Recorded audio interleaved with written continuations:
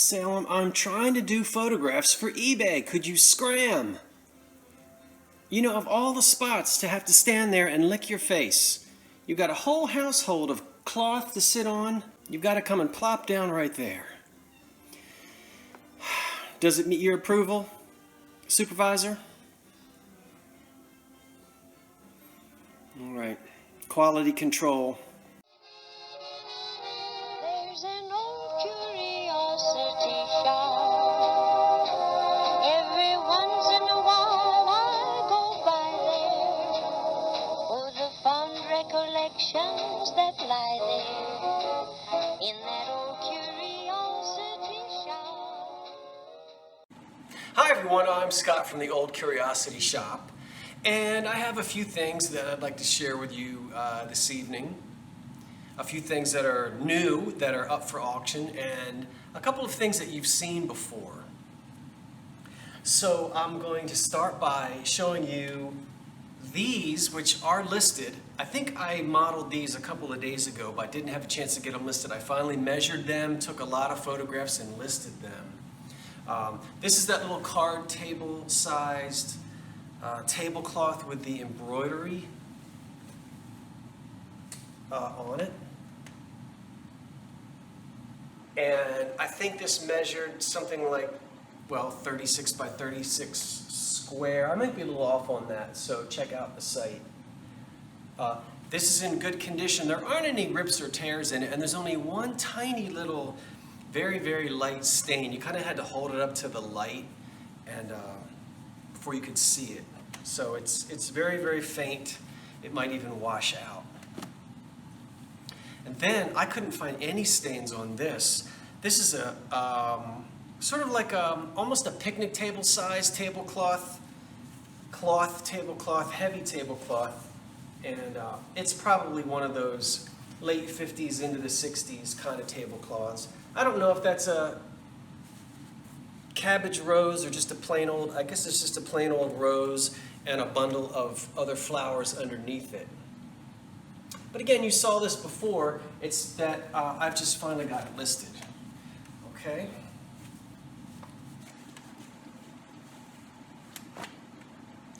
Let's see. And then I also listed, I'm not going to talk about these because I've talked so often about it. Here's the SS United States steamship puzzle. You've seen me, this is docked here in Philadelphia. You've seen me go down there and film it before. It's all there. I actually did the puzzle, and it is complete, as you can see right there. The ship was launched either in 50 or 51, so that's about when this puzzle, to which the year that this puzzle dates. Made in England, and the pieces are actually made out of plywood, and this is in excellent condition. That's also up for auction in the eBay shop. And the link to the store is in the description box below. I also finally listed this Maxfield Parrish print. I talked about Maxfield Parrish before. I think probably one of his prints hung in just about every living room from just after the early part of the 20th century, the teens and the 20s and the 30s, and he kept working in the 40s. He did a lot of calendar art and illustrations. These prints, this one is called The Canyon. His most famous is Daybreak. You've all seen it. This is in the original frame, which is really important on these prints. Collectors like the original frames. They almost always have blue paint. Usually published by Reinthal and Newman in New York, which we can see right there. And this has never come out of the frame. The old brown paper has been taken off, but thankfully somebody saved the original name tag on the back, telling us that it is The Canyon, Maxfield Parrish, the House of Art. I mean, it's absolutely right as it can be. There's almost very, very little fading, and that's one of the things with Fox prints. That's another Fox. R. Atkinson Fox, that's another big collectible print and illustrator from the same era. But Maxfield Parrish, I think, was the best. He studied at the art school, which is just a few blocks from me. I think I've walked you past that before. But with his prints, you want to make sure there's no foxing, there's no water damage. These are so easily damaged. They get taken off the wall, put down in the basement, and they'll get water damage, ripply on the bottom. You don't want any of that. This is completely flat, almost no fading. The colors are pretty vibrant, so this is in good condition. And it should sell from anywhere between $60 to $90, something like that. There were a lot of collectors for these back in the 70s and 80s. Collecting Maxfield Parrish was big. I don't think there are quite as many collectors, and these were made in the thousands. So it's not rare, but it is a good example. And then this, I love this. This is a dresser box, and it's a very inexpensive one that probably was bought probably even in a dime store or a very inexpensive gift shop around 1930. Now, originally this was not under the glass. This is one of those Meyer-Core decals, and I'm going to insert a photograph of what was in here, a very drab sort of, I guess that's a French colonial or French Renaissance scene. I think it's drab, and they did a lot of that, and that was popular in the 30s. I much prefer this. So someone took out the French scene, and they took one of these decals, which probably dates to the late 30s to the early 40s, and they stuck that in here. You can actually take this glass out and put something else in if you'd like, although you do have to pull the nails out of the frame to do it. So it's made of wood, very typical of the wooden picture frames that you would see in the 1920s and 30s. And then, of course, there is a mirror on the inside. And the only thing that's missing is there's a little wooden drawer separator right there that has disappeared. But I love the original paper, gold foil paper, sort of in an Art Deco spider web design. I hope it's picking up. That's great that that's in there. It's not stained or hasn't been ripped out. And so, as I said, you could pull the pins out of the side of the mirror, pull this piece off the frame, take the glass out, put something else in there if you wanted. But if you buy this, you've got to promise you're going to leave her in there. I think it's great. But I don't know who stuck that on there, but I love it. So from the 30s. And then I have a couple pieces of glass I'm going to show you. And yes, you just saw, I'll explain this in a minute. Then we're going to go out to the kitchen because I'm going to show you something that I bought. You forgot I bought it. I put it away. I just found it, and it is up for sale. Don't worry, I'm not going into the Vera Bradley pocketbook business. I don't know anything about them. I have no interest in them. I don't do vintage clothing. This isn't even vintage clothing. But anyway, you know, I went online, and do you know how many you just type in Vera Bradley and then search. There are 77,000 pieces of Vera Bradley for sale right now. Nobody's going to want this. But anyway, my mother said, "Sell my old Vera Bradley." I said, okay, so I'm back with stuff that belonged to my mother. Here's a pocketbook, and inside, I'm just going to do this really, really fast. Because I don't know about this stuff. And to be perfectly honest, I'm really not interested in it. I know it has value. Some of them sell for $200, $300. That's great. I'll leave it to everybody else to thrift these. But since she wanted me to sell these, I'm going to. It's all going to go together in one lot. Maybe I'll get $10 for it. Pocketbook. And then these little things. Well, let me show them to you one at a time, I guess. So that's a little wallet. These were all my mother's. She took care of her. You know, they're clean. It's from a smoke-free home. Now all this stuff is used, but there aren't any, I don't really see any stains or any rips or holes on any of these wallets or anything. Okay, so there's one. And here's another one. Keep your Tic Tacs in there. Very nice. And then there's this one. Okay, see? Very nice, lovely. And then this matches this, I think. Now this little thing is okay. Right? The pocketbook, I guess, is probably just going to be free because I think this has the most wear on it. In fact, you'll see on the corners there's visible wear there. This is just from use there. You know, throwing it in and out of the car, that kind of thing. It's clean, it's just, you know, been used. So whether anybody wants this or not, I don't know. So this is all listed in one lot. You're going to get all of it. And then I will give her 100% of the profits. So she can go out and buy another pocketbook to put in all the drawers that she's cleaned out 5,000 times since sequester. I can make fun of her. She's my mother. She makes fun of me. Now I have two pieces of glass that I've had for a while, and I finally identified what they are. I love it when I'm able to actually identify something and put an attribute to items for which I had no clue who the maker was. This is a really pretty amber. I wish you could, I don't have the sunlight on it. You ought to see this in the sunlight. It's like golden liquid honey. It's beautiful. This is made by Imperial, and it's called, I think they call it Double Scroll. I bought it in a thrift shop before lockdown, and I was only able to get one. So I'm going to be searching for the second one to be using in the fall. Remember, a subscriber, I think from Florida, sent me some black and orange candles that are going to look really nice in this in the fall. So what I need to do now is search the internet to try to find a second candle to go with it. But Imperial Glass Company dates to the 30s. And then this, the Imperial Glass candlestick I'm not going to sell. But this I am going to sell because I just really don't need to start collecting anything red. As you notice around me, I like earth tones, and I don't think I own anything that's red, almost nothing that's red.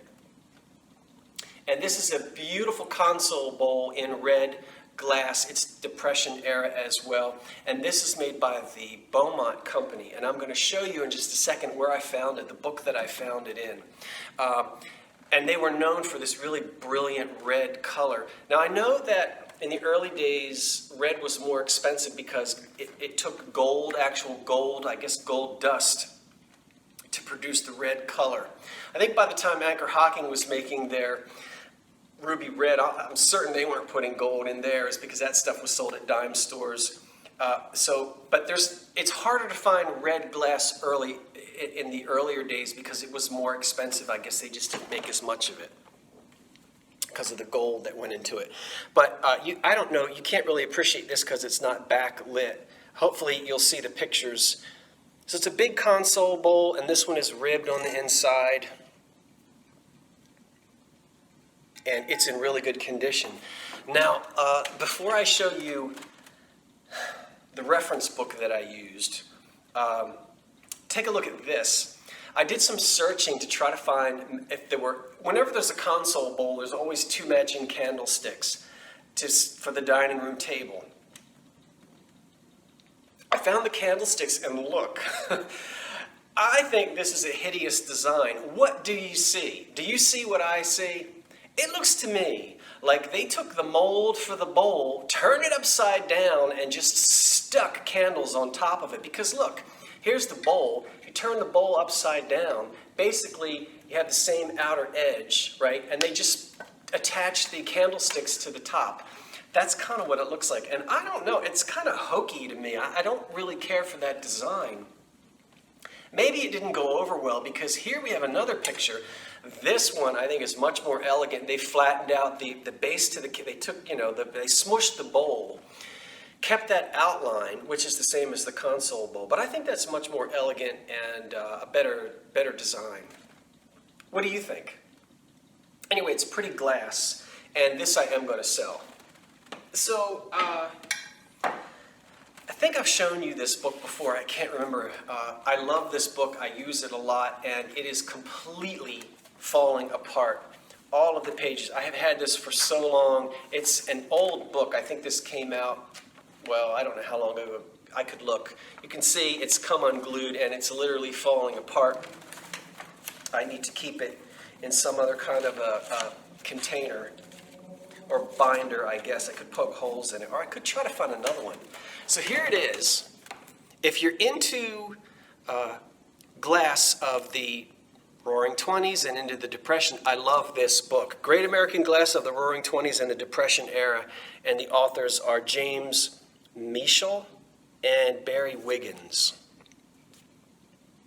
I don't see the publisher on it. I understand there's also 2 volumes. I only have volume 1. Now, the thing I like about this book is this is not your typical Depression pattern glass book or elegant Depression glass book. You've got Mozzie and you've got Florence. They wrote the books on that. This, you're going to find candy jars and candlesticks and compotes and lots of juice sets and things that it's good glass, it's expensive glass, nice glass, but it wouldn't really fall under the category of the common everyday giveaway Depression glass. So I'll show you some of what the Beaumont company made. I'll try to anyway with all the pages falling out. But here is, all right, there's my console bowl. See it there? Notice it's not ribbed, it's smooth on the inside. But they also made, let's see, here's one that is ribbed. So obviously you could get it with nothing embossed on the inside, or you could get it a little fancier. With this has the decoration on the outside, but it's also ribbed on the inside. And so that's the same as this right here. So I was really excited to be able to find it. The other thing I'm looking for, and this is also Beaumont, I don't know how well this shows up, but this is a sandwich tray. Some people call them tidbit trays, but they were actually advertised as sandwich trays. And sometimes cracker trays, call it whatever you want. It does have the handle in the center, but because the camera is looking down on it, you can't see it. Look how Art Deco that is. That I love, and I'm going to try to find myself one of those. I also really like their green glass, and these as well. So anyway, you can see, hold on for just a second, put it all back together again. Bear with me. So yeah, wonderful book. I highly recommend it. I don't even know if it's still in publication. It's actually not that old. This says, well, wait a minute. Let me see when it was, exactly when it was published.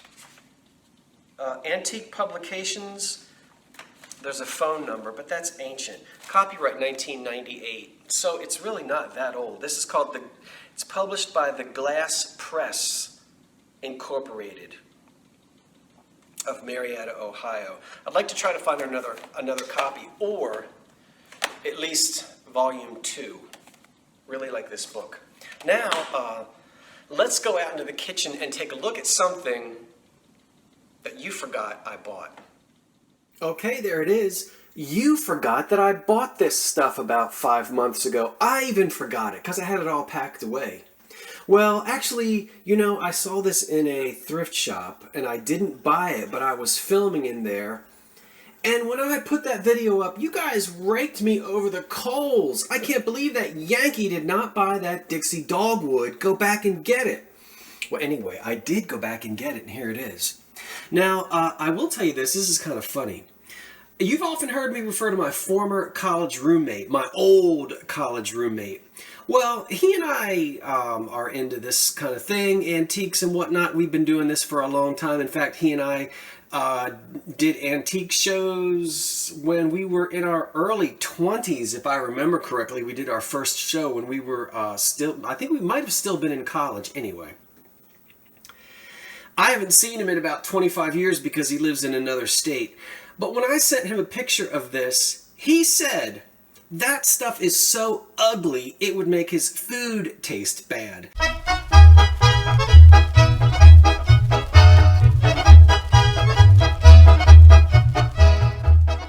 Now, before you scream at me, guess what, everybody? A Yankee didn't say that. He said it, and he is a Southerner, a true Southerner, born and bred, so don't get mad at me. I'm not going to tell you what state he's from, but let's say, I think it's one of the states that Sherman marched through and did a little bit of creative fire setting. I don't want to ruffle anybody's feathers, but he doesn't like it. It's okay to me. But basically, I'm going to sell this all together as what I'll call just a dessert set. There are 6 cups and saucers, 6 plates, and a cream and sugar. Now, there aren't any chips on any of it. There's a little bit of crazing, but not much on a couple of the pieces, in case you're interested, but there it is. None of it is marked. It's made by Joni, Joni, China. I'm not familiar with that company, but this definitely looks like a 1945 to 1955 kind of pattern. And what is that? That's about a 5-inch plate. There are the cups and saucers and the cream and sugar. So it's all nice and clean, as I said, and there aren't any chips or cracks on any of it, just a little bit of crazing here and there, but no utensil marks.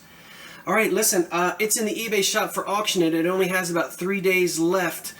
It's going to have to go in probably a 16 by 16 by 16 box, which means it won't be cheap. But if you get shocked when you see the eBay shipping quote, remember, it's not my quote. That's the quote based on weight, your distance from me, and the size of the box, okay? So when it's all said and done and it's all boxed up and the shipping is paid for, if eBay overcharged you at all with your shipping, I'll refund you. And that's something that I do anyway, but I just thought I would mention it because this is going to take a pretty big box. It's Dixie Dogwood. Come on, Southerners. Come on, my friends down in Texas and Georgia and Kentucky and North Carolina. You know you want it. Okay, everyone, we're still on lockdown here in the Northeast, so no thrifting for me, but I know things are opening up for many of my fellow antique dealers and thrifters around the country, and I know you guys are being safe. I know it feels good to be out and about, and so you keep us entertained. You keep me entertained watching you when I can't get out. Also, thank you to a subscriber who sent a treat in the mail for the cat. I still have not opened it, and we haven't had Salem's 19th birthday yet. So I just haven't done it. Listen, we're going to. He doesn't know whether he's 19 years old or 2 years old, but he did just turn 19, and his treat did arrive in the mail. I'm going to open that up and try to have a little birthday party for him soon. He's right over there asleep. Okay, I'm Scott from the Old Curiosity Shop saying thanks for watching, and so long for now.